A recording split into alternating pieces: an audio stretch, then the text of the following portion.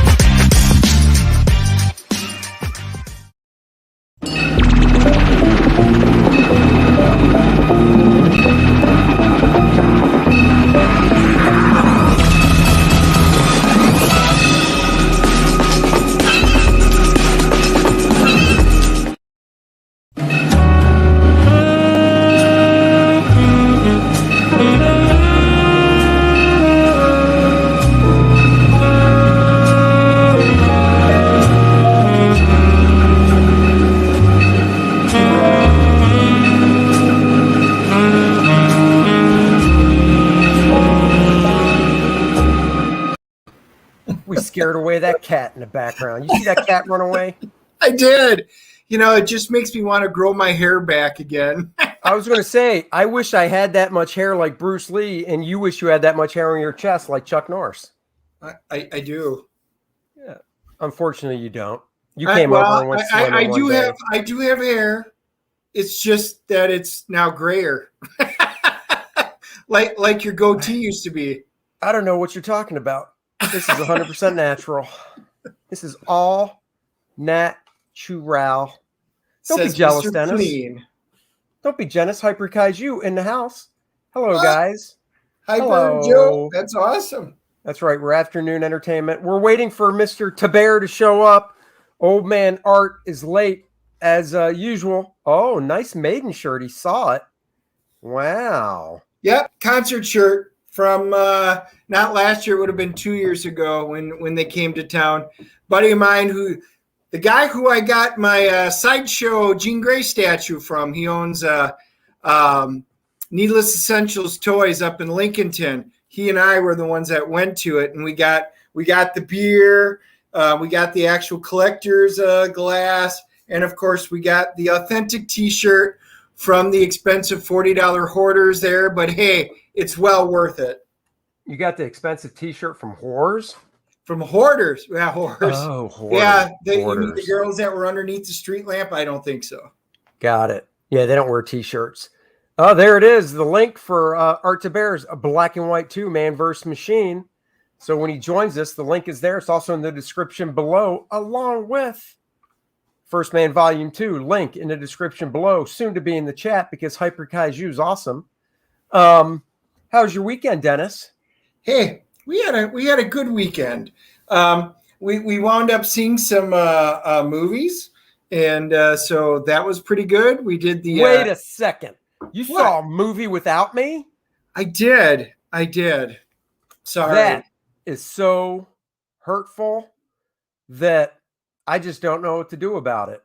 I guess I'll bring him back. That's very painful of you. See, what? What'd you do? I didn't do anything. That's your big hand. Oh, maybe that's it. Oh, you had me talk to the hand. You did. Talk to the hand. Only mine was bigger. No, we saw SAS. I think it was Red Note, which was pretty interesting. Ruby Rose, and I can't think of the guy's name, but it's the one from Outlander. That was solid. I think you should give it a watch because it's on Netflix, and we should probably talk about it. Cool. And then the Hitman's Wife, the one with Ryan Hitman's Wife's Bodyguard. Hitman's Wife's Bodyguard, Ryan Reynolds, Samuel L. Jackson, Selma Hayek, had me in tears. And I won't go into too much, but great movie. It was absolutely worth it. Yeah, we'll have to talk about that one on a different stream. I'm so glad you finally got to see it because I was rolling. You saw GNR on Friday. He did. I wonder, Joe, are you from the Milwaukee area? Because I think they were just at Summerfest. Oh yeah, it's Rise no, of Swans. SAS, Rise of the Swans, not Ruby Rose. Come on, Dennis. It's no, Ruby Rose is in it. Rise of the Black Swans. Whatever. He knows what you're talking about. Of course he does. But I was going to say, because GNR, I think they were just I think Summerfest was I think it was this weekend up in Milwaukee. Joe, tell Dennis who opened for GNR. You already mentioned it earlier to me. Oh. While he's typing that. Yeah, man, this was actually a sequel. Hitman's Wife's Bodyguard was a sequel that I thought held up just as good as the first one, if not better. I would agree. I think we may have to talk about that one of these days because I actually liked it better. Well, while we're waiting for Art, so you're in Vegas, okay? So I know it's coming up. So I don't know their tour schedule. I got something in the mail today, and we may wind up going over it this week. But I just opened it literally right before we went live. He did. I heard the ripping of the paper and everything. Indiegogo, my mailbox showed up. So, yeah. Cobalt, Atlanta Thrashing. So I had backed this one, and I was kind of excited. Wolfgang Van Halen and his band Mammoth, he sang and played lead guitar. Awesome. Yeah, I haven't heard them, but now I'm curious to see how they sound. But anyhow. Yeah. Back to the book. So the book arrived, and it looks great. I opened up. I'll show you a little bit of the art since you're full screening it anyway. The story premise sounded pretty cool, so I backed it. It was a smaller campaign. And then with it, he's got his own comic. So it's called Tale's End. Nice little patch.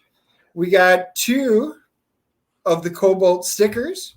They can fight each other. And I haven't even removed them from the packaging yet. 2 of the metal trading cards. So he had a couple of his stretch goals. So they sound good. They feel good. And I can't wait. I'm definitely going to sit down and give this one a read and a review. But yeah, this was one. So it got fulfilled. Yeah, and here it is. Figure while we're waiting for Art, show off, give these guys a little prop. They fulfilled it. So this is it. Cobalt, Atlanta's Thrashing. Jake Adams wrote it, and Erwin J. Arosa was the interior artist. There you go. Cover looks really cool. That guy looks about as veiny as my arms, so maybe they took a picture when I asked them not to. Just saying. And his name is Max Bertolini. He's the guy who did the cover art on this one. Oh, cool. Mixing genres of cyberpunk, neo-noir, hard-boiled, and suspense. This 32-page issue begins with Jesse Jensen Cobalt trying to make this month's rent when he reluctantly finds himself having to play hero. Little does he know this encounter will launch Cobalt into one hell of an ordeal. Since Esmeralda Blasco and her cartel were dismantled, all the gangs around Atlanta are moving to take the top spot, and the Atlanta PD aren't keeping up. Can one person help turn the tide? He sure as hell is going to try in Cobalt, Atlanta's Thrashing. There you go. Yeah. So I'll give it a read and let you guys know what I think, but it's in demand. So if any of you guys wind up liking it, I know you'll be able to pick it up, and that's pretty cool. Yeah. So there you go, guys. You can check this out. I just love it when my mailbox gets full of comics that I have either Kickstarted or Indiegogo'd, and I know I'm still a little jealous. Andy got his Kill Dog before I did my Kill Switch and Sea Dog, and I was expecting mine. I double checked, so I did order the Dan Fraga cover, just like you got. And then I ordered, because I didn't get the first one, so then I ordered book 1. So I'll be getting both of them. Oh, there you go. That's cool. Yeah. I started reading my, and I'll have to let you borrow it. I started reading that big, thick trade paperback Cyberfrog, warts and all, that I got. Yeah. That collects all the 90s Cyberfrog stuff. And I'll be honest, I I was working obviously in 91. I think the first issue of that came out in 94. And it's cool because Ethan has little side notes and stuff. He drew the first issue of the book. It's black and white. He drew it comic book size. Oh. Because he didn't, I guess, know that they were drawn bigger. And he hand lettered it and everything. So he drew it that size, lettered it, himself, hand lettered it. I read the first issue last night. It's hysterical. It's really, I thought it was really good. So I'm actually looking to crack into more reading that later on, maybe tonight or sometime. But yeah, it's really it's entertaining. I've never read really any of the, I think I have 1 or 2 issues of Cyberfrog when Harris put it out around 97 or so, which I know is reprinted in that book, but I never saw the original black and white stuff. So, yeah, it actually, knowing that he drew it actual comic book size on 8.5 by 11 paper, kind of ghetto, made me think like, that would have been fun to do something like that, but because I never did fanzine type stuff or whatever. I just went to art school and was lucky enough to break in at DC and stuff. So. Yeah, I thought that was fun. I got to flip through it when I was at your house, and I thought it was pretty interesting because it was chronological. Oh, yeah. And I just, I love seeing art books and stuff where you get to see like his earliest stuff, and then you see how the art style was. And by the time you're halfway through, you can see how your art's changed.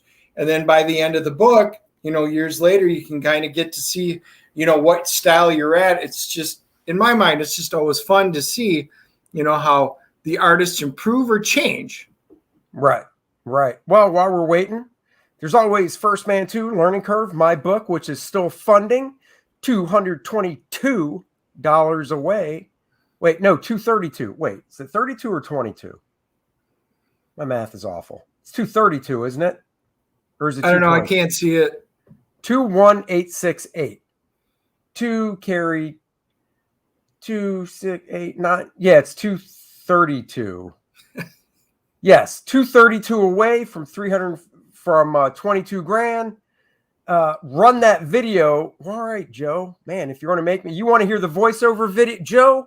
You tell me, voiceover video or longer video with no voiceover? You tell me, Joe, and that's the one we'll run. While I'm waiting for your reply. Yeah, back First Man 2. Got some more backers over the weekend. Thank you guys very much for supporting me and supporting the campaign. Like I said it before, I'll say it again. We cannot do this without you guys. This book would not be possible without you. I would love to get the 500 backers. Oh, he says longer one. All right. Oh, I didn't think he was going to say that. Nice. He likes watching me dance. Everybody likes watching me dance.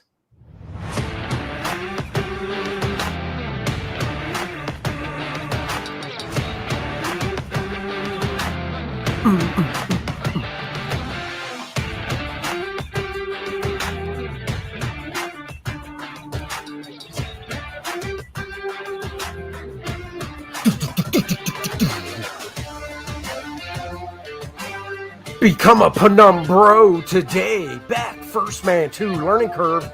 She's vivacious. Now he must face the Fourth World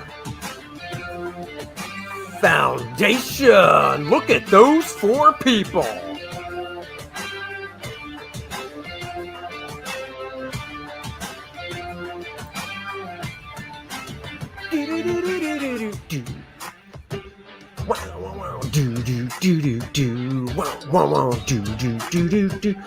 Back it now only on Indiegogo. Link in the description below. There you go. There's the video for it. First Man 2 Learning Curve, 64 pages, square bound, high quality graphic novel, can be delivered right to you. You can get the featured tier, which features, no pun intended, Volume 1, Volume 2, and the program book, which is a behind-the-scenes making of First Man book. You can get just the book itself. Bart Sears stepped up, did me another variant cover, which you can get. doesn't hurt my feelings, whichever you prefer. You can get 1 and 2, both books there. You can get both covers, mine and Bart's. So get that. You want a head sketch of any character you would like? No problem. I can do that for 100. The fabulous First Man Fabulous Bundle. First Man Volume 1, First Man Volume 2, program book, Bart Sears variant covers for 1 and 2, 5 books, $135. That saves you money. You want a single figure commission? Not a problem. B, a character in the book. 1 is already gone, so I added 3 more. You'll get a nice close-up of your face or gift it to somebody. Hey, you want to give your hubby something? He likes comics? Well, you could back this. I draw them. You get 4 copies of the book to share with friends and family. Joe Bernardo says, all the musics on Aaron's, Graham's, and yours have a similar feel. You know why? They were all done. The videos were all created by the same person. So, they all have a different feel, but the look of these videos was done by the, you can tell the signature, I guess you could say, of the person that did our videos. And he did a fantastic job, I must say. Coming down here, you can read a little bit about the characters. There's a nice big shot of Bart's variant cover, First Man all powered up. The parody ad is back. That's right, making you feel like a kid again, where Spider-Man was throwing ho-hos at Doc Ock to defeat him in battle instead of using his web shooters. Well, First Man is doing it with hosted fruit pies. Hosted, not hostess. The program book, explanation of what that is, creators. Everybody's getting a 4x6 trading card, a metal bookmark, and of course a 7x10 mini print. So let's keep it going with more stretch goals. Please share the campaign. Sharing is caring. I believe that's a Boy Scout motto. Dennis could tell me because he was a Boy Scout master or leader or whatever they call him. Oh, I was a scout, assistant scout master for quite a few years while my son was out getting his. You were just an assistant? You never made it before? There is only one scoutmaster. Why are we even talking? Wow. Well, do you have an assistant behind your title? I don't think so. You just have an assistant. I'm the boss. And she's a brunette. Because I'm the boss. No, she's not. She has blonde flowing locks, and her name is Christine. She is not a brunette. So there. Oh, I assume she just dyed it like you did. No. Oh. No. By the way, I was going to tell you, I did get some reading done over this weekend, too. Oh, what you read? I'm going to try and reach out to I'll see if you can figure it out. Hold on. Let me see. Hold it up again. Oh, heavy metal. How'd you like that chapter? So that was your second chapter of the Barracuda. Yeah, I prefer Cuda, but you're right. Well, I think it's Barracuda chapter 2. Yeah, I liked it. I like it. I thought it was good.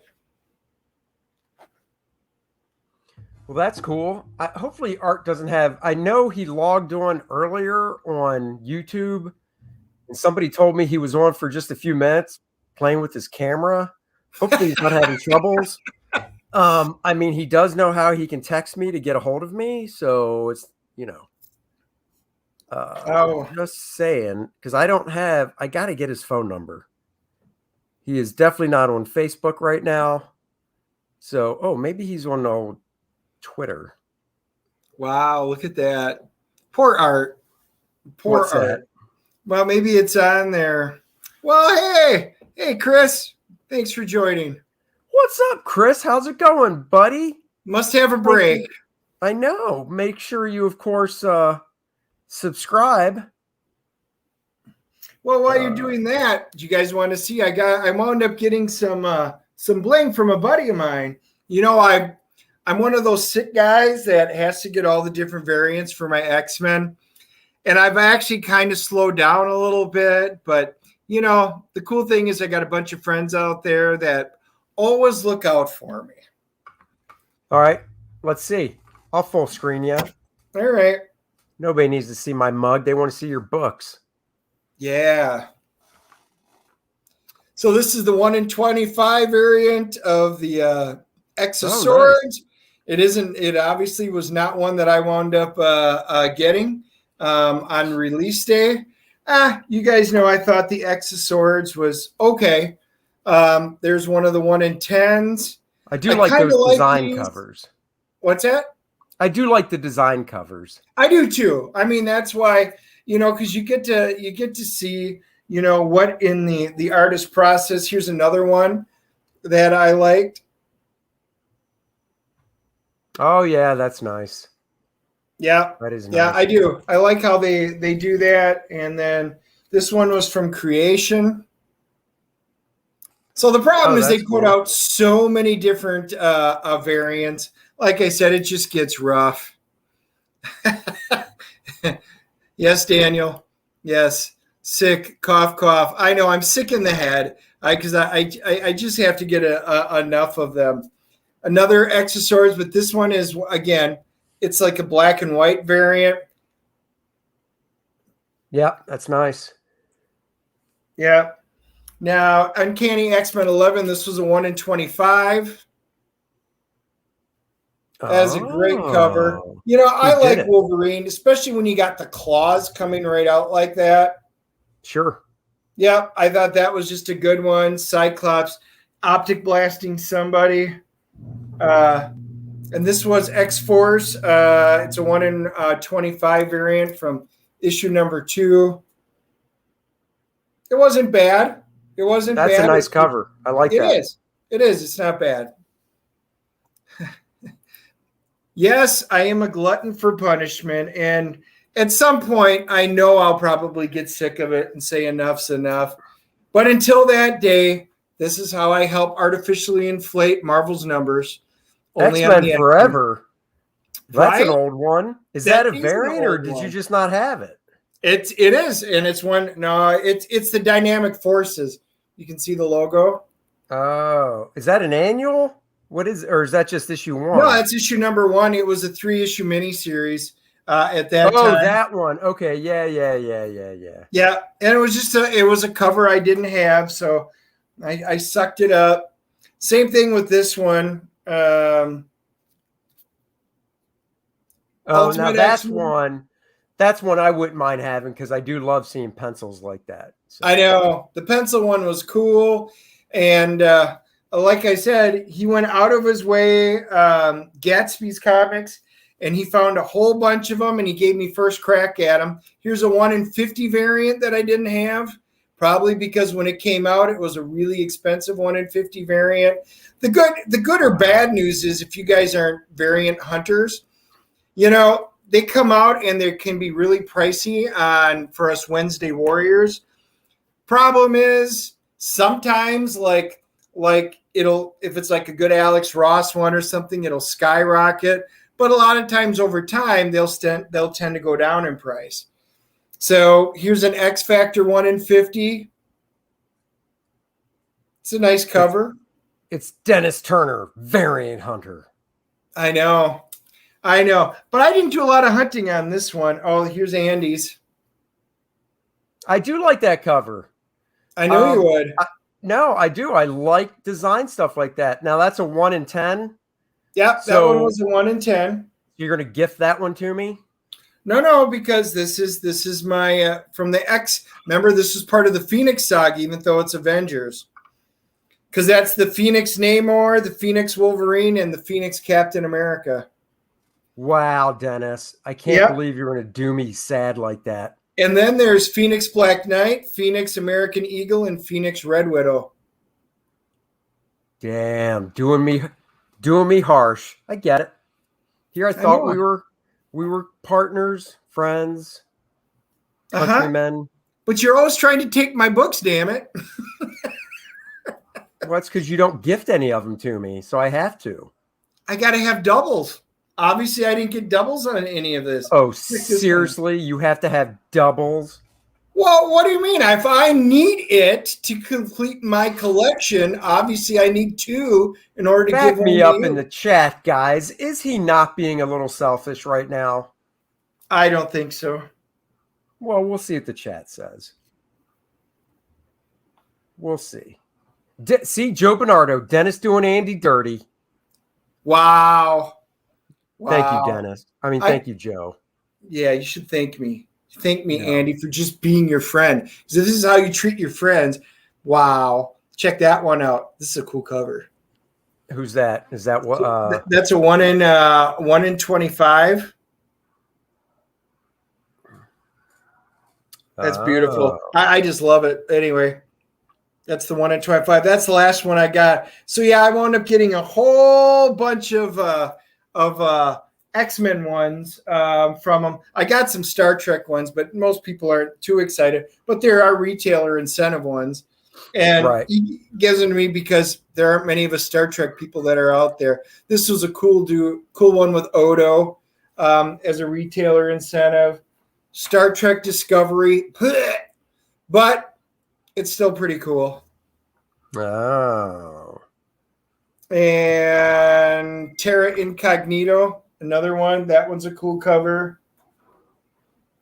And this was a good one with the whole crew. Oh yeah.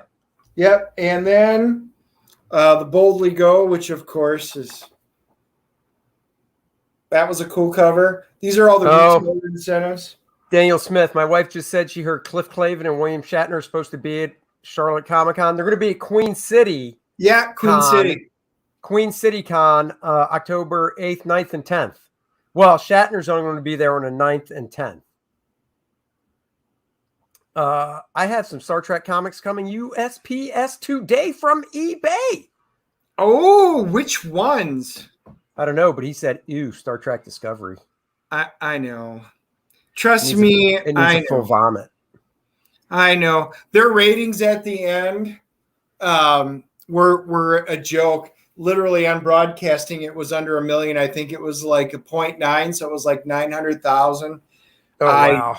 Yeah, that's horrible even for streaming. It's, as a Star Trek fan, it just saddens me to say the only Discovery ships that I got, you guys know I do the Eagle Moss collections. One of these days when I actually get my man cave back and I actually broadcast out of there, I'll go through and be able to show you guys some of my Star Trek, the cool ships. I did get a couple. I've got the Shinjin and the Discovery. I think those are the only ones I bought from the collection because I care so little about it. It was just such bad story. Now, I've talked to some people that enjoyed it. I was not one of them. Well, you know, that Star Trek can't hold a candle to Deep Penetration 9. So. Oh, come on. DS9 was great. Oh, from the early 90s. So cool. So the DC stuff. Are you cracking yourself up? I'm cracking myself up. All right. Well, I'm waiting for Art. Dennis found this article at Bounding Into Comics. Let me make the screen a little bigger. We'll go through it together. It was an interesting article. I had just found it again right before we went. I do have a Defiant. Yeah, there you go. I actually have the Defiant from Eagle Moss, and there's no stand for it, but I actually have the Playmates as well. Up on the top, you guys can see that a little bit behind me. So these are all the Playmate ships that I have, the ones with the sounds and everything.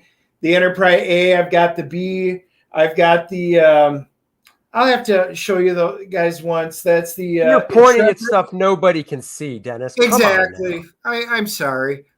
I can't get to it anyway.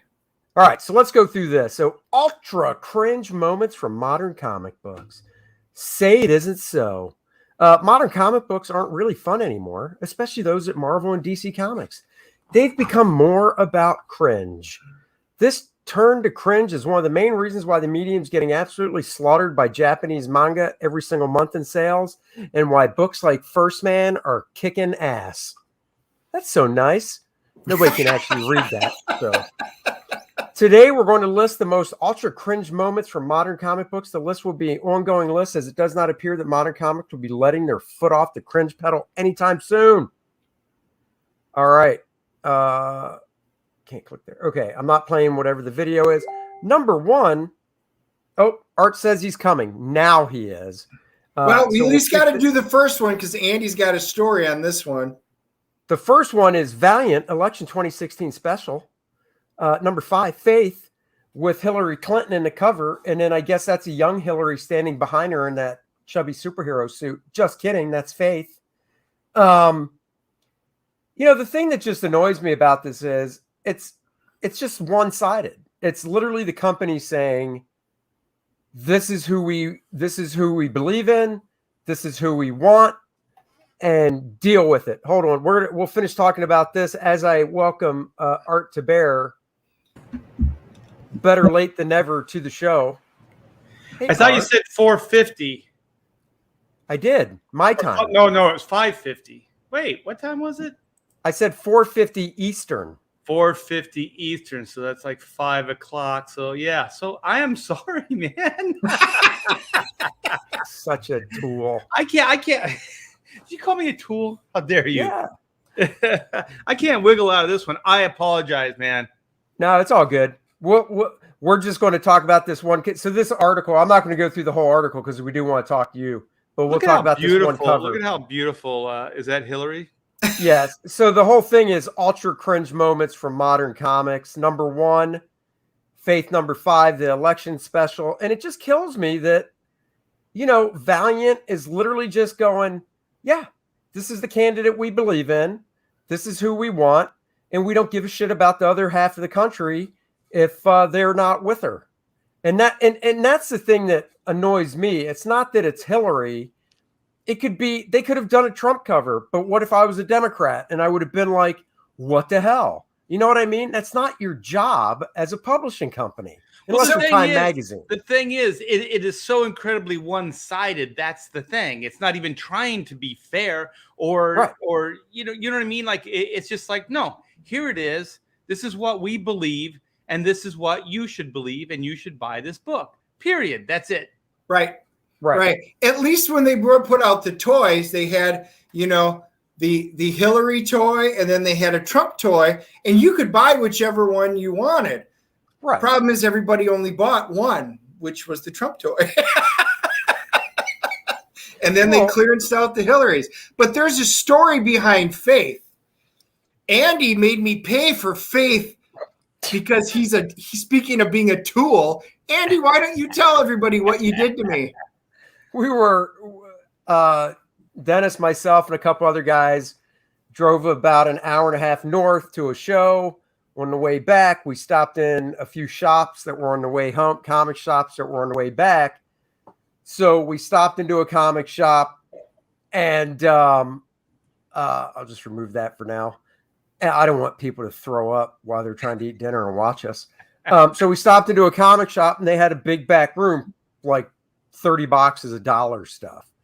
So, we're going through dollar stuff, and Dennis comes up to me, and he's like, I'm like, oh, what do you got? And he shows me a stack like that, 10, 12 books, whatever it is. And I'm like, oh, that's cool. And he sets it down. He's like, I'll be right back. I use the bathroom. I'm like, okay. So he's using the bathroom. I'm looking through dollar stuff, and I find a copy of Faith number 1. So I shoved it in the middle of his stack. And he comes back, and, we were looking for a few more minutes and stuff. And it's like, all right, let's get out of here. All right, let's go pay. So we go up to pay. And this is the funny thing, because I'm like, so let me see what you're getting again. So he's holding them, because the first time I held him and flipped through it. This time he's holding them, and he's thumbing through them, and I'm waiting for it so he can go, what the F is this? And I'll laugh, and he'll chuck it to the side, and that's that. But instead, he must have doubled up because he went right past it. Either that or he really wanted that book and you just did him a colossal. No, I actually didn't even get that far because I went through, my highlights were on the top. So I'm like, oh, I got this one and this one. and I knew I probably needed this one because it had appearance of somebody. And if it's a double, it's $1. Who cares, So I started doing it, and then I'm like, and then I set the stack down. I started, and I got this and this and this, and I just started naming them, and it's like, and that's all you got, and I'm like, yeah, it's pretty much what I got. So we get out there and we're paying, and he's chuckling, and I'm like, damn it, he did something, and I know it, and he's so proud of himself. So he gets into the car and he goes, is that all you got? And I'm like, yeah, you saw what I got. He goes, are you sure? God damn it. So I go pull out the stack, and I'm like, are you kidding me? And it was sitting right in the middle of the stack. He goes, oh, I waited for you, but you paid for it, so you own it. At least I've never said I paid for a Faith comic book before. So did you read it, Dennis? Did you read it from cover to cover? Absolutely not. You know why? Because I was in a comic shop actually when it came out. And there was so much hatred on it that I had to see what all the hatred was about. So I remember pulling it off the shelf and looking through it. And I'm like, wow, this is bad. This is really bad. And I put it right back on the shelf. And they had ordered heavy. They ordered like 100 or 150 copies. And they sold 2. Well, you know what else? Is the horrible part is that the retailer was stuck with it. Yeah, that's why it's but they gambled. It was a big thing because, they were like, "Oh, this is going to be great. Everybody's going to love this." And I'm like, female president, yeah, that type. Right, of thing. Yeah, and that's why Valiant did it. I mean, we got to get past these kind of cash grabby, ideas. I mean, they've always existed in comics, but now seems more so than ever. With Ruth Bader Ginsburg action figures and whatnot. Yes. So Art, today I did a live stream where I drew. I got it ready for myself to ink. I drew black and white. Oh my gosh! Yeah, a couple people mentioned it. Oh look! Oh my gosh! Go full screen. All right, hold on. Oh, killer! I'm actually said I should just send this to Art for him to finish. Yeah, we got to do something with this. I mean, if you want a scan of it, I'll make a scan of it in this stage where I can just finish it. Somebody goes, oh, I think that's going up on the next CG art auction. I said, most likely, yes. So, is it on Bristol? What is it on?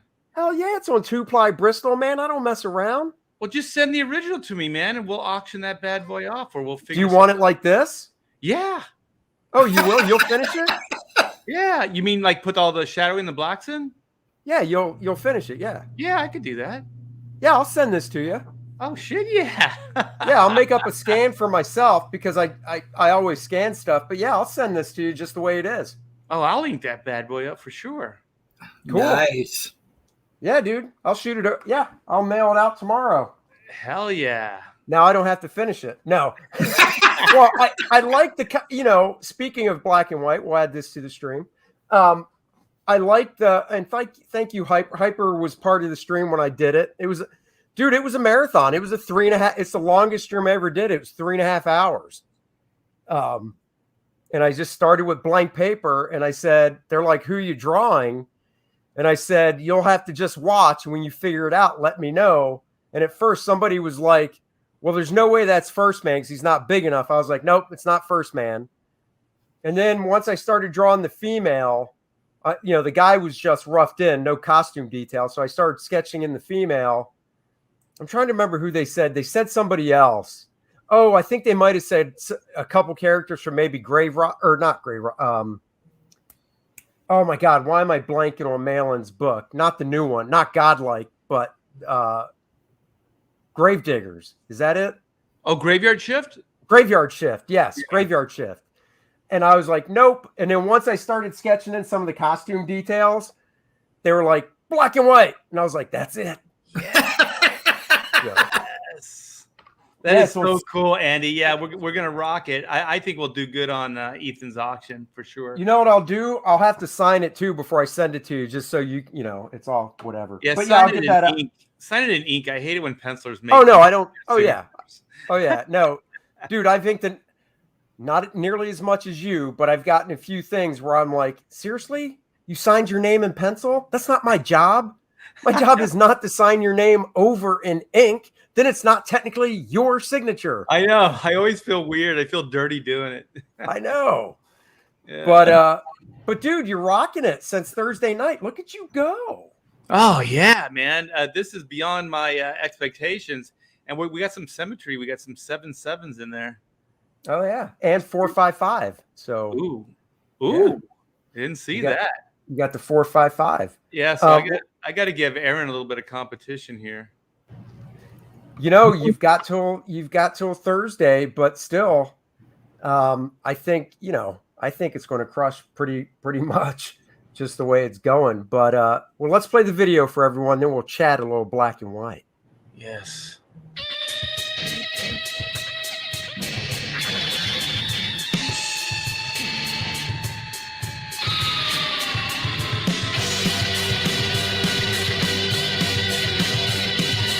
Love the music.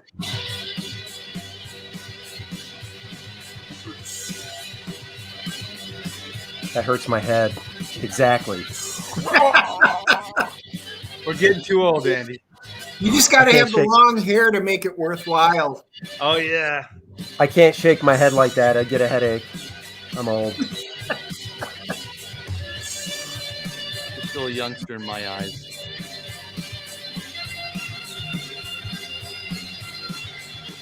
There's the Grey Capullo cover, and you can still get that. Yes, it is. Yeah.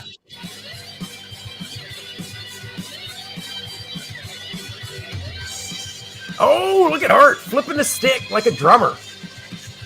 Nice. This is like the baby stick. This is the one I had for my daughter. Oh. Yeah. It's hard to twirl. Man versus machine.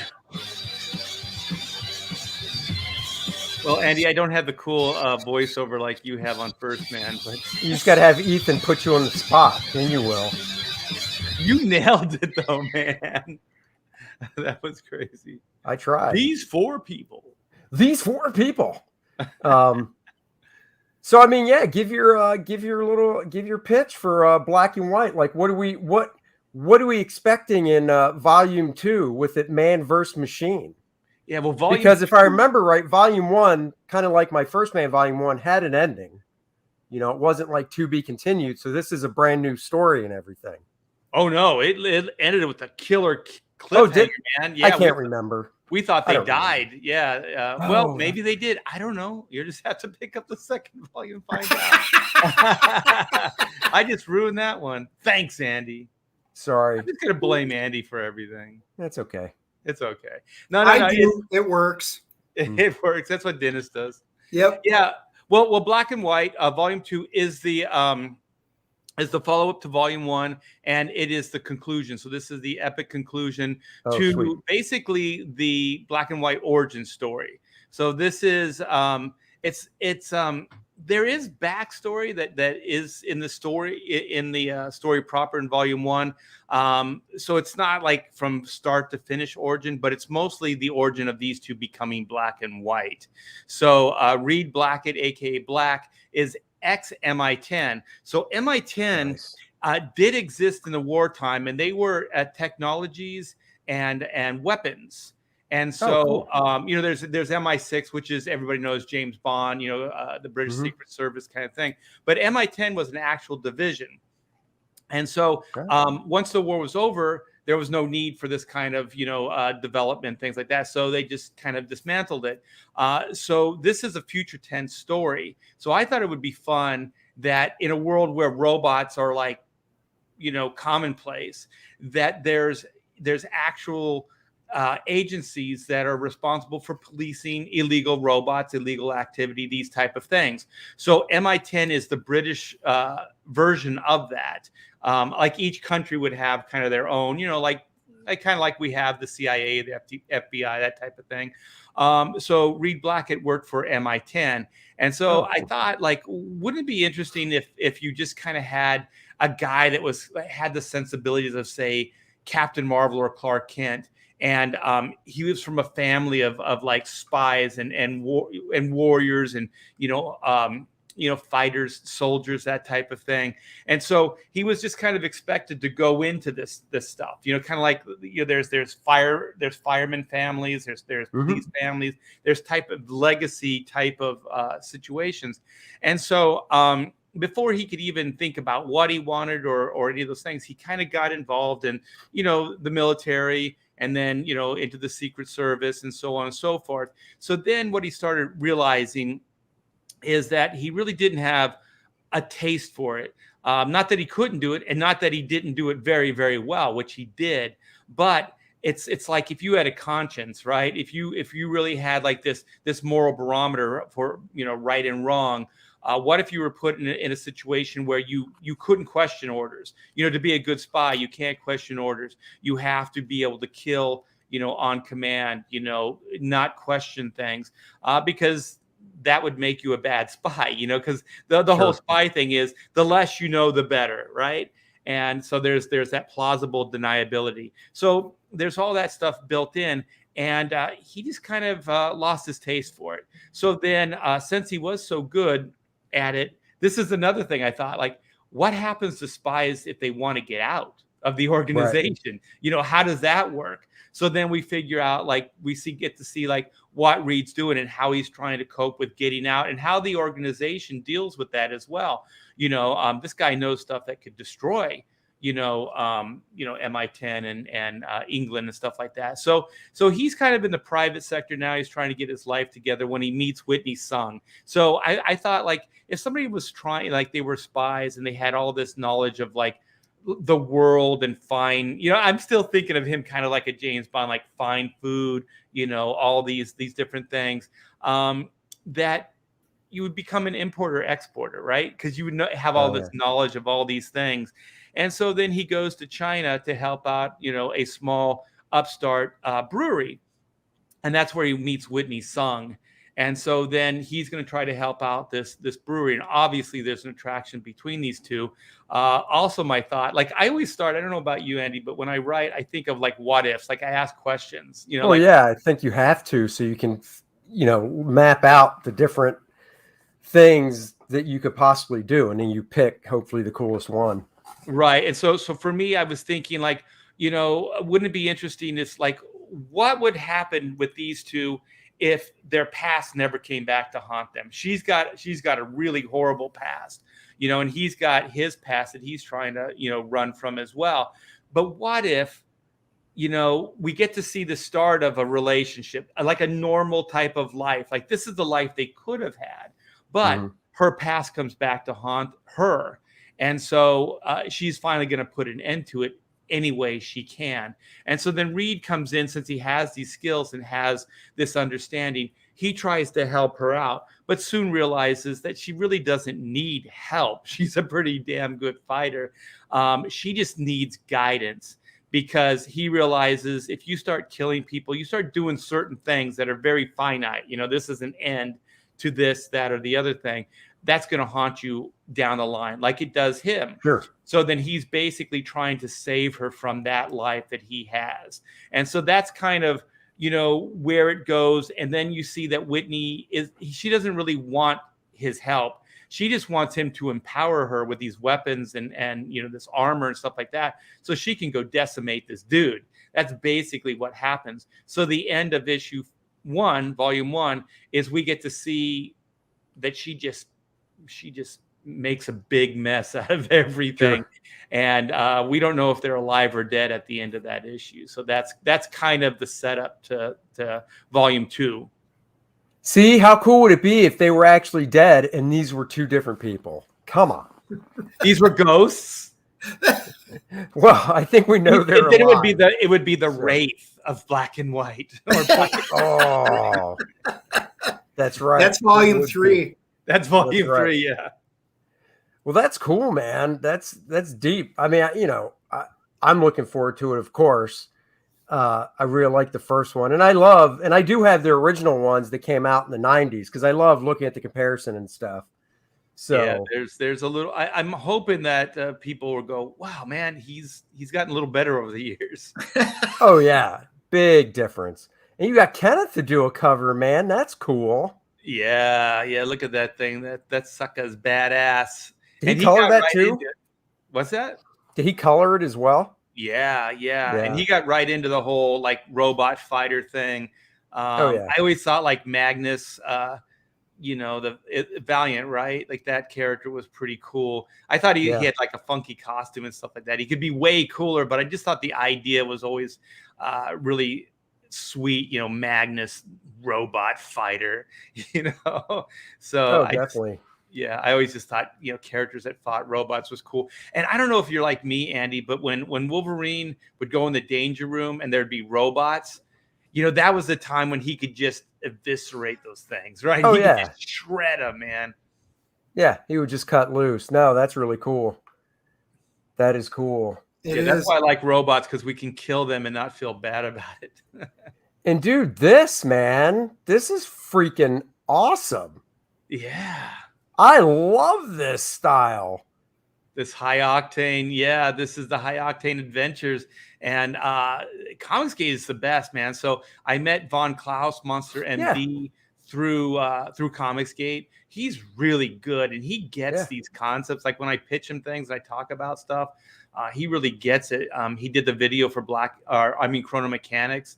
So I know you've been in situations like this, Andy, where you just kind of give them a basic outline and they're like, yeah. And then you see them run with ideas, and then you're like, oh my gosh, it's so cool when people get it. So Klaus got it. And then Pedro Ang was in the chat, on my live streams. And then he goes, I just want to send you something, Art.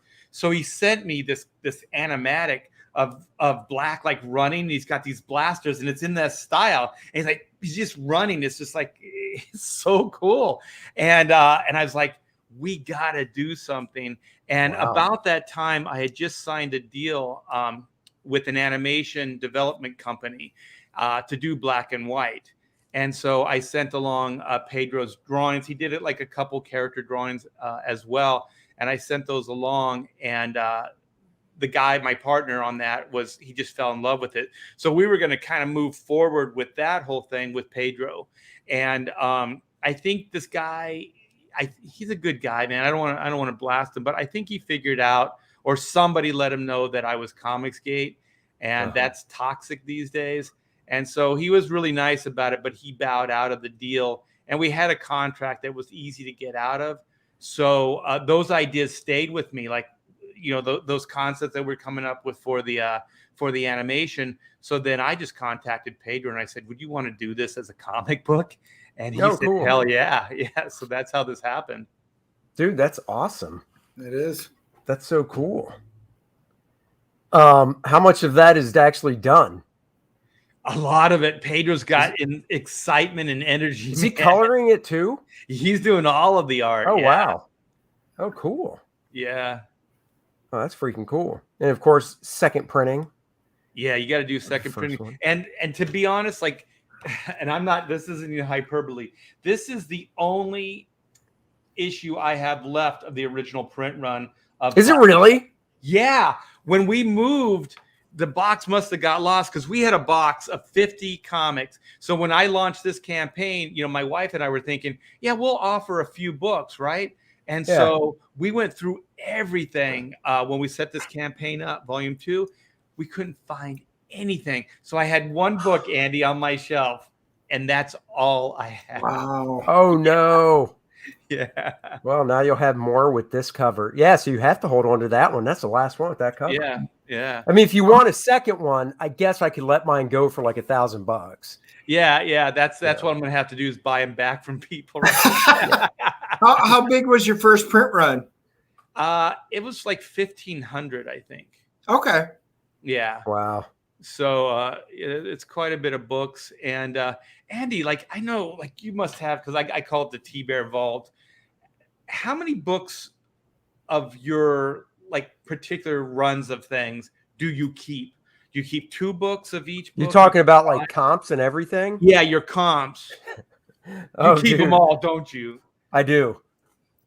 I literally have, I mean, I've probably given away 1 or 2 just because somebody will be like, oh, what, a relative or something. So I'll be like, oh yeah, here.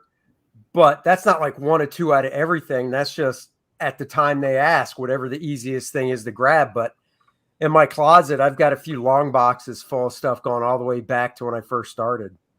Yeah. So I just never got rid of them. Right. You've been doing this over 20, 30 years. Okay, 30 years. So you have 30 years of comps. Yes, I do. Well, I can't even I have the same and so when we moved here, like an idiot, I wasn't ready to let go of them, Andy. So I packed every damn book up. I paid for them to get moved here.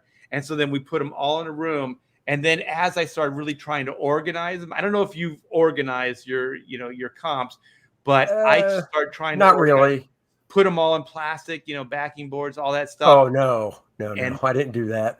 Yeah. And then I was like, I got to start getting rid of these books, like 10 books of each, 20 books of each. Right. So I'm just paring it down to 2 books. And then if it looks like, if it's like the old Jim Lee stuff or Art Adams or stuff that was really important to me, I'll keep maybe 5 or 6 of them. Well, Marvel was cheap. I mean, like DC always did the 25 copies. You got them the week before the book hit the stands because they came right from the printer. Whereas Marvel, it was like a few weeks after the book came out, I'd get a yellow envelope, not even a padded envelope, just a yellow envelope with like anywhere from 5 to 15. Yeah. It was different every month. It's like, why is it so difficult? Just contact DC, ask them how to do it and do it. You know what it is? They just don't give a shit, Andy. Right. They just don't give a crap. Oh, yeah. It's like whatever's laying around, they're just going to stuff it in a bag and send it out. Yeah. Well, DC's gotten bad, too. Like, there's been a couple, like if I did like 52, right? I did 1 issue of that whole 52 weekly thing from years ago. And when they collected it, I didn't expect 25 copies because in that trade paperback, I had 1 issue out of like 10, or whatever it was. They still sent me like 2 or 3. Whereas Marvel, it's like a trade paperback came out recently and I was like, oh, I've got something in there. Never got it. Not even 1. And it's just like, seriously? Well, Marvel never sends the hardbacks. They never. Oh, no, they don't send hardcovers. Any of the collected or the hardbacks. Yeah. Dude, they just put out an omnibus of the Thanos stuff that Starlin did. And it collects 6 100-page graphic novels. I inked 3 out of the 6. It collects a 4-issue miniseries that Jim and I did of Thanos fighting the Hulk. And it collects the Thanos annual that I inked over Ron Lim. They didn't even send me 1 of the hardcovers. I had to buy it from Amazon. Yeah. I'm like, man. So, yeah. And that money goes back to them. True. Well, I only bought 1. I know, but it's kind of evil if you think about it. It is. So we've got the Great Capullo. So you're still going to be doing the one with the logo and the no logo, huh? Yeah, I think the one with the logo was only for the early bird jam. Oh, okay. So that one is sold out, but I still have the virgin variant in the jam. Cool. So okay. If you scroll back to the jam, I think it's right there. Here. Click on that and it should give you the books. So the main cover, the second printing, the Great Capullo, the Rockefort, and the High Octane. Yeah, so this is all the books in the campaign. Oh, cool. Plus a trading card and a mini print. Nice. So I had to limit that to like the 150 because of the Great Capullo books. Oh, because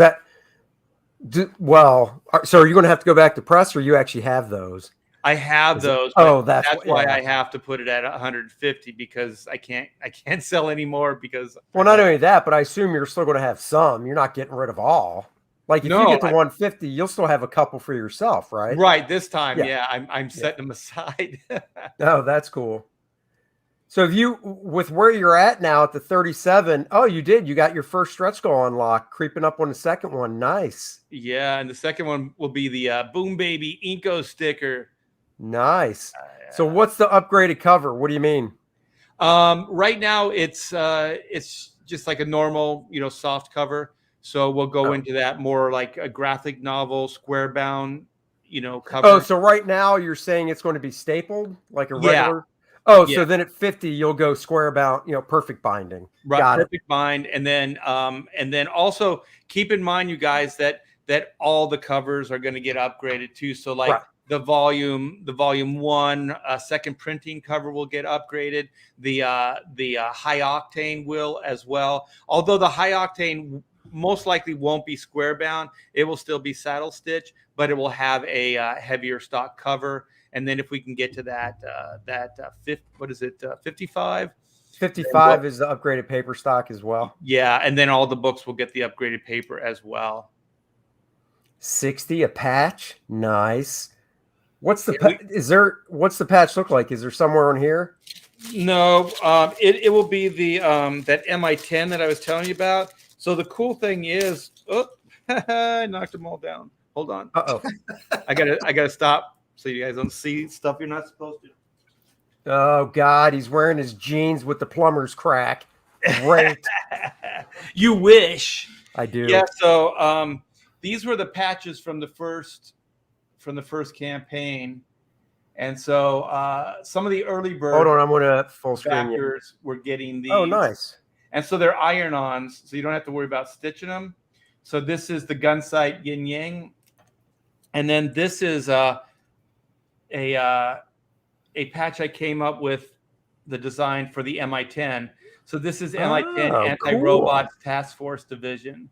Oh, very cool. So then we'll do something like this, most likely bigger because the Chrono patch was bigger than this, and we like that because it was kind of hard. I had to simplify these designs to get them. Not that they're small, but they're small-ish. And so this is what the British Anti-Robots MI10 Task Force logo look like. So then I'm going to do one for the villains, which is the Phoenix World Alliance. Oh, so, cool. Yeah. Oh, that's cool. Sweet. Let's get back down here. Yeah, stretch goals. So the PDF of Joe Fulton's and arts for your book, right? Yeah. Yeah, so this will be volume 2. It'll be, all the written, so the plot with basic dialogue. So they're going to get the 60 pages of that, and then they'll get the layouts that go with it. I got some layouts here. My camera, it's always so bright. So these will. Oh yeah, no, I remember. Here, hold on, I'll solo. Yeah, these will. Yeah. Those are great. Yeah, the layouts. I got some tighter. They're going to range from kind of tight to looser. Yeah. Have you thought about doing what Graham's doing, where he actually has a tier where it's obviously just a one and done, where you sell all you have a tier for just the original layouts? I was thinking I talked to Pamela today about selling these layouts. Yeah. So I might make them available. Maybe I'll actually, after, if you don't mind, after we get done with the live stream, if I could ask you, like, what do you think they should be priced at? Yeah, that's fine. That's cool. Yeah. No problem. Well, sweet. And then hopefully it gets to 75 for the 4 extra pages with Reed and Whitney. That's cool. Yeah, it'll be epilogue. Kind of think about it like a Marvel end credit, type of situation. And also it'll wrap up the story proper, but it'll also lead into the next story arc. Right. Yeah. Sweet. That's very cool. Yeah, I see you sold out. I knew I had picked up the early bird, and it looks like you sold out of all the early birds. Yeah, and then the last exclusive we had was the 72-hour line art variant. So we pulled that down last night.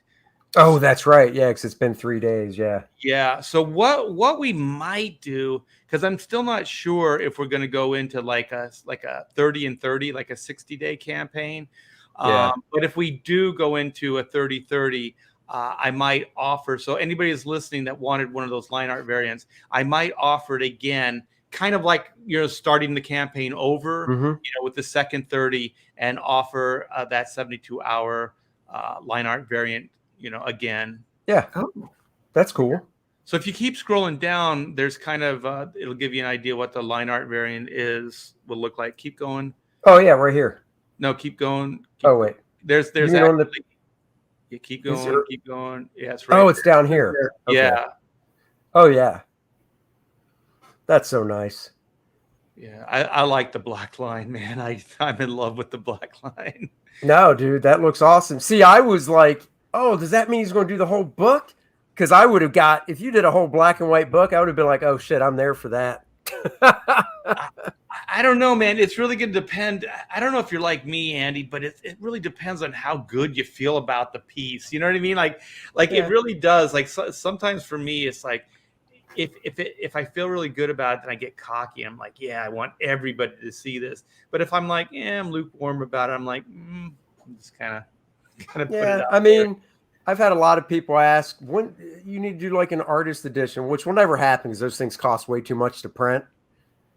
But I could see, and I'm toying with the idea of doing just a black and white, non-lettered or anything, but scanned from the originals full color. So it's basically an artist edition, just print size, Yeah. I've been thinking about maybe adding something like that. I got to think because it's still full color printing. Oh, there's Joe Bernard was the one that told me that you were drawing black and white. Yeah. No, it's just the cover. It's just the cover. Well, no, he's asking. Oh, he's asking if the line art variant means the whole issue or basically the cover. Yeah, it's just the cover. Yeah. Is it cover with the logo or no logo? It'll have the logo. Yeah, it'll have all the type on it. Cool. Yeah. Cool. I think that looks cool. It does. I know. What are you doing most of your inking with these days? Are you still old school pen or what are you using? Yeah, this was a kind of a combination. I hurt my thumb, like the tendon was extended, so it clicks and then it kind of jams and sticks. Oh. So like a crow quill, I only have so much dexterity with it and so many hours with it before it just hurts. So I did this with crow quill. I used to sew be anti like markers like microns and stuff. Oh, so yeah, I did a lot of the outline stuff with microns, and then brushwork on like the smoke, the hair, filling blacks, things like that. So it was a little bit of all those things. And it's not your thumb art. That's what they call arthritis when you get to your age. Is it? No, I have no idea. I saw a doctor. He like shot these cortisone. Did he really? Did it help? Oh, well, before he shot, I couldn't move my thumb at all. Like it was just. Oh, so it helped. Yeah. Yeah. So now I can move it. So yeah, I'm very thankful for that. Those were painful shots, man. Oh, really? Yeah. Oh, wow. They shoot him right into the tendon. Oh. Yep. Yeah. Damn. Yeah. Yeah, that sounds painful. But you got to do what you got to do, right? No, I hear you, brother. Yeah. Well, that's cool, man. I'm glad to see it's off to such a great start. So, guys, just going through it, the featured tier is, I assume signature means you're signing everything. Yeah, I'll be signing all the books. And then the first, like, volume 1, Pamela worked on that as a writer, so she'll be signing that as well. Oh, very nice. Yeah, you get a twofer. That's right. So there you go. You get volume 1, volume 2, trading card, high octane adventure. So all 3 books. That's awesome. And then, of course, you can get black and white volume 2, arts cover. You can get black and white volume 1, second printing. So that's cool. And then, of course, there's the Kenneth Roquefort cover for $30. Great deal. That's a really nice cover too. Yeah. Don't kill me. I backed that one. You son of a... No, it's good. Well, it's funny because I'm sure you've heard it. I've had people, I'm sure you've heard this to you. I've had people tell me, dude, I backed it. And then they pause and they go, I backed Bart's cover though. And I'm like, I don't care. It doesn't bother me. I'd back Bart's cover. Are you kidding me? I love Bart's cover. For sure. And then you can get the set. So that's very cool. And then this is, let me just click so I know. Volume 2, and then the Roquefort cover, the trading card. So wait, this is. Oh yeah, and then the extra, the high octane. Yep. Yeah, and all like the 3 books or more, they come with a trading card. Yeah, that's cool. And then the black and white jam, like we talked about earlier. So very cool. And then of course, everybody's getting into the be a character in the book. So you can be a character in the book. Now I will say this is one thing I did on mine, and I think it's a little more appealing. And because I know you can mess with reward tiers if they haven't been touched yet. With mine, I'm giving the people 4 copies of the book as well, just because I think it's more enticing. And then they get 4 of them, so they can be like, "Hey, Mom, look at me." So that's a good idea. Yeah. Yeah. So I just throwing it out there. Do what you want, but I suggest that to Aaron as well. But I think his was already grabbed up, and once it's grabbed up, you can't change it. But since it's not grabbed up yet, it might be more enticing if you did that. Yeah, I'm writing it down right now. I'll talk to Pamela at dinner. Yeah. That's a good idea. And then, and see the difference with mine is, yours is great because they're going to get the page that they're on. But see, I have it open for 4 people because my page is designed with 4 panels across the top, which would be each close-up of whoever does it, and then a big splash panel of the fight that they're watching. Oh, okay. So that's why I can't do the original art on mine, because it's, it's one page with all the people in their separate panels. Yeah, so. if this does well, I have 2 other pages with a similar crowd scene.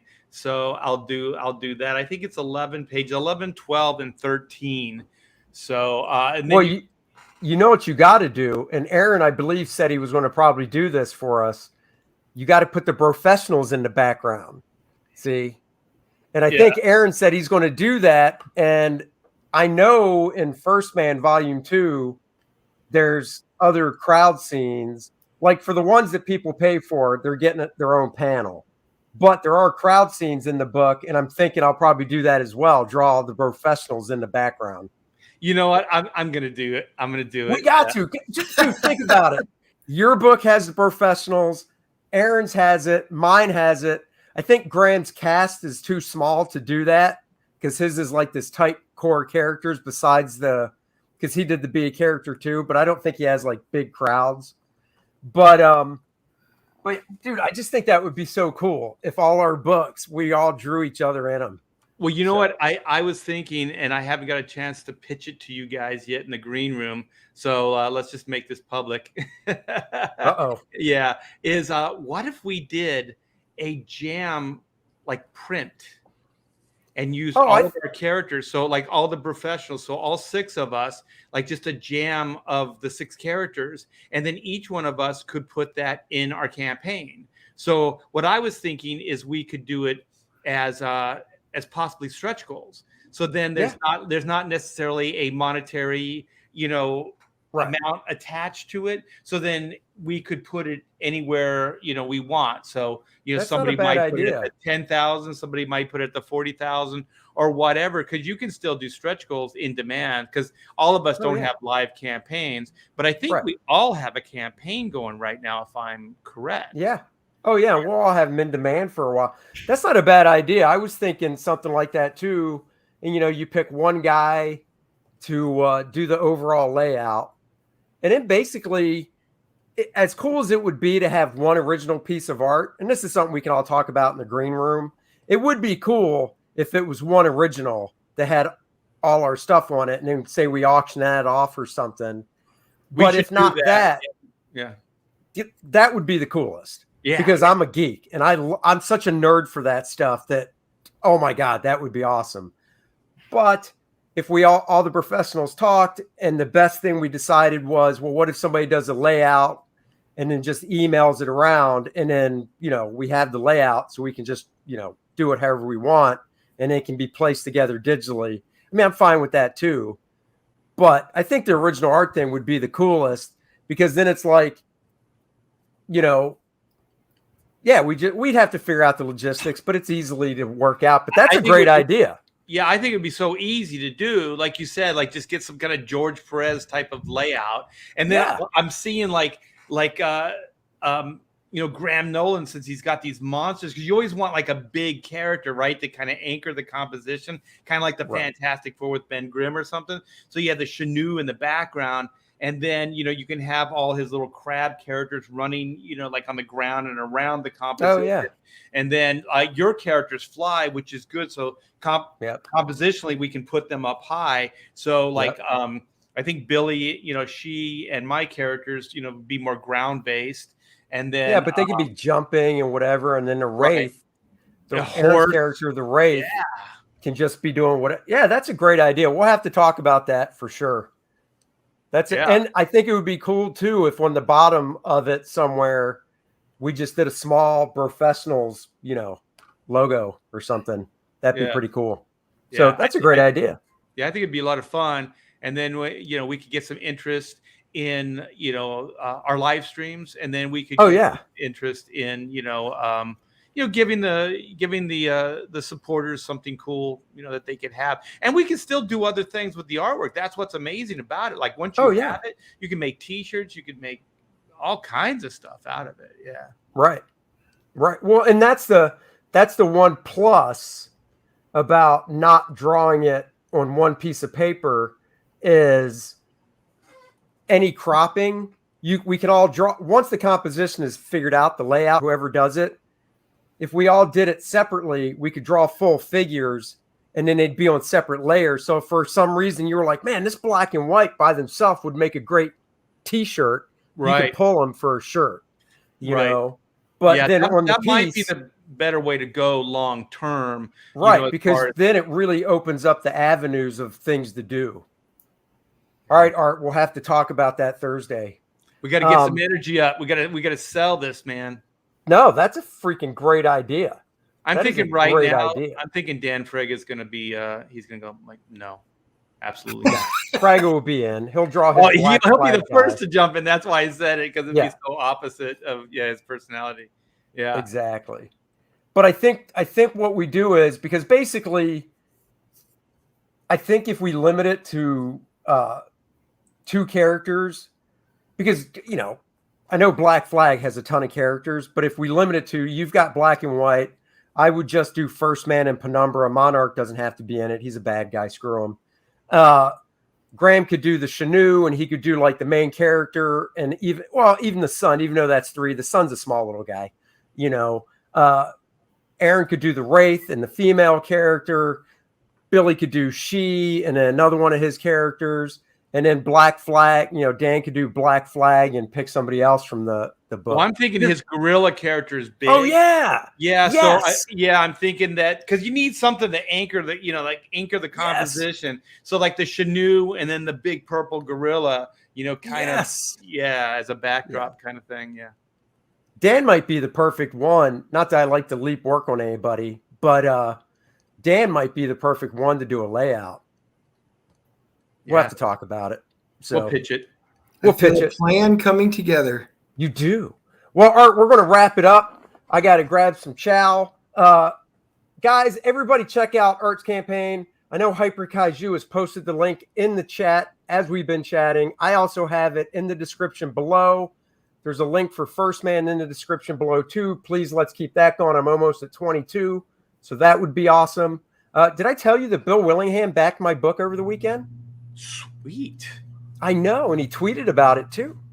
In the day, I was like, "Oh my gosh, that dude's awesome."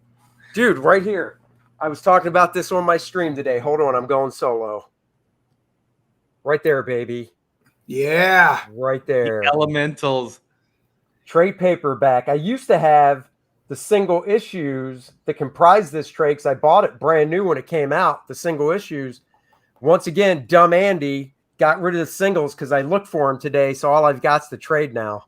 Andy. I know I'm a dumbass. I know. The thing is, the Elementals is one of those books that never, ever left my consciousness. Like I always like, the Elementals is such a perfect name and it's a perfect idea because I always like characters like the Fantastic Four were kind of supposed to be kind of elemental characters, right? In a way, and so I always like teams like that, dude. And it just Earth, Wind, Fire. The costume designs he did were awesome. Yeah. But did you know Bill? Did you know Willingham? From what? Now they told me this in the chat, and I'm sure I could Google it to find out. But apparently, Bill doesn't own the copyright to him anymore. Supposedly, the guy that owns Youngblood now owns that as well. From what I heard in the chat. Oh my god! Huh. Because I was always like, what is Bill doing? If he did a crowdfund for like an Elementals omnibus, oh my God, I'd be all over that. But I haven't asked him, but this is what the chat has said is he doesn't own it. Do you know him? Can you contact him? Honestly, I was telling Dennis this before we got on stream. I think the reason he backed it, First Man, is because I was scrolling through Twitter and I saw that he pimped out Aaron's campaign. So, and I follow Bill. Obviously, that's how I saw it. And I know Aaron's mentioned before that I think he knows Bill. So I replied to that tweet that Bill sent saying, "Hey, Bill, that's awesome. Aaron's a great guy. I'd love it if you would check out my campaign." And then like the next day I wake up and I've got a few new contributions, and one was from Bill. So I went to Twitter and went to his page and thanked him, but he also did just a brand new tweet about it as well. So That's I was like, oh my God, that is so. I mean, I could always try contacting him on Twitter and asking him because I love the Elementals so much. That would be really cool, man. That would be sweet. Just see if he would be. God, how old? Because when that came out, I was still like young. It came out in '84, so I'm going to guess Bill is probably a few years older than you, but maybe not. I mean, how old were you in '84? I was starting, around then.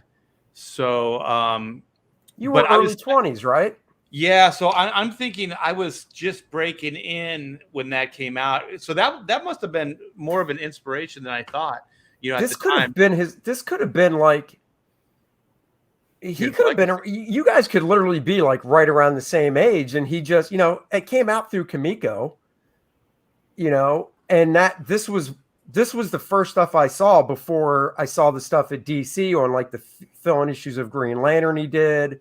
And he did some Justice League stuff and, kind of climbed up that ladder. So I don't know. I'll have to see on Twitter if he has his DMs open. Was the Elementals, it was published before Kamiko, right? It was published with somebody else, right? No, I thought Kamiko came later. Like it came out. So Elementals, you're right. Elementals came out originally in Justice Machine, and Justice Machine was published by Texas Comics. Okay. Yeah, because I still probably have those. You know what, Andy? If I have those and I find them, I'll send them your way. Yeah, I appreciate it. Yeah, I have the Justice Comics because Michael Golden did a wraparound cover. Oh shit! I remember Justice Machine too. Yeah. Yeah, and the wraparound cover has the Elementals on it. Yeah. By Golden. You know what's funny is like when I was going through the archives, I think like the Professionals is bringing it out. Like it's encouraging me to go back in my collection, and I can't believe how many like independents I bought as a kid because you always hear like, oh, it's the Marvel Zombies. It's like it's the hardcore DCs. But you know what? I don't think I never drew that line. If I saw a comic, oh no, neither did I. Cool, I picked it up. It didn't matter who published it because I got all like John Sable freelance. I have all this Eclipse stuff. Yeah. Do you? I take it back. It doesn't look like. What's up, SDA? It doesn't look like Golden did do a cover, but it was a wraparound. I'm thinking they're on the back cover, but the image search I did only shows the front cover of it by Golden. But do you remember a book called Cobalt Blue? Roughly, it was an independent comic as well that I just recently over the past few years bought because they're cheap. Let's see. Oh, here it is. Here, I'll share my screen again real quick. What's up, Dr. Mask? So this is one of the covers. Innovation. Yes. Oh yeah. That's Jerry Bingham, baby. Jerry Bingham. I'm trying to think. I think I believe he did the covers to the Warlord issues I did. And Jerry Bingham he might have. He was kind of a Neil Adams kind of guy, right? Sort of. Like this. I've got this issue by Power Comics. But that's not his cover. I've got this one by Innovation. Once again, that character design just grabbed me as a kid. Yeah. You know what? I was talking to, was it Mike Barron? And I was talking about all the Nexus books I had as, when I was young, collecting. Oh, yeah. And there was one magazine, because there was a magazine. There were 3 of them. Oh, was it? But there was one with a record album in it. Do you remember that one? Issue 3, I got it. Yeah. It's a 45. I was telling him, I was like, that thing kicked ass. He's like, I was kind of embarrassed by it. I go, you shouldn't be, man, because you were like a big envy. Like, I was like, oh my gosh, this is big time. These guys have, because it was like a floppy, like 45 or something, right? Yes, it was so funny.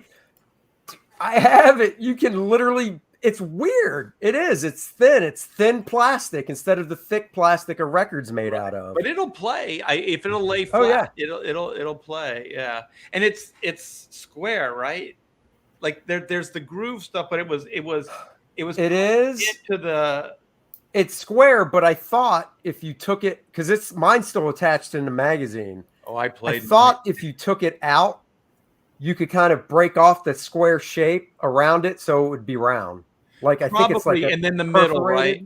Yeah, and then the little middle, so you could put it on that little peg. Yeah, that makes sense, because if it was square, it would probably hit like the arm of the needle. I'll have to look. I got to come up with the topic. So everybody watching The Professionals is on my channel Thursday night. Mr. Lopresti, he's not going to be in town. He has to take his daughter back to college. So it'll be on my channel. And then next Thursday, a week from this Thursday, it's game show time on Aaron's channel. So I don't know what this is, so I'm canning it. Oops. It was your wife.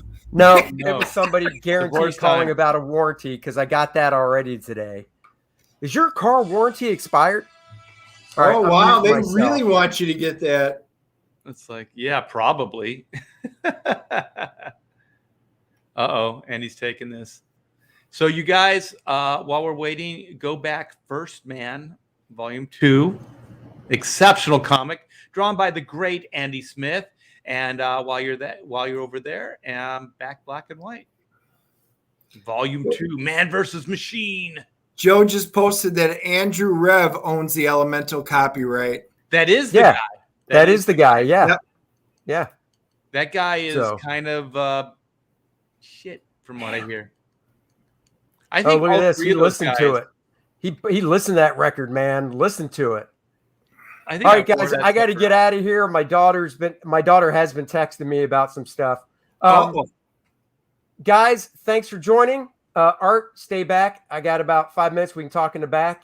But let me think. I'm sorry. Let me think. Oh, go ahead. We got a couple backers late just now. So I want to thank everybody. They're probably your listeners. So I think we got 2 or 3 backers. So thank you guys. I do appreciate that.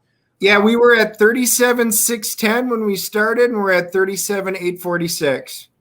Oh, great. Yeah, thank you guys. Yeah. That's awesome. Thank you guys for that. Hyperkaiju, thank you again for posting the link for Art's and for mine. We appreciate your help so much on the channel. Guys, we will see you Wednesday. We're going to talk new comics. It's the DNA bump. We're going to tell you, we're going to copyright that. That's right. We're going to talk new comics Wednesday, and we're going to give you our movie review of Don't Breathe 2. We saw it on Friday. So we'll see you guys on Wednesday. Bye-bye.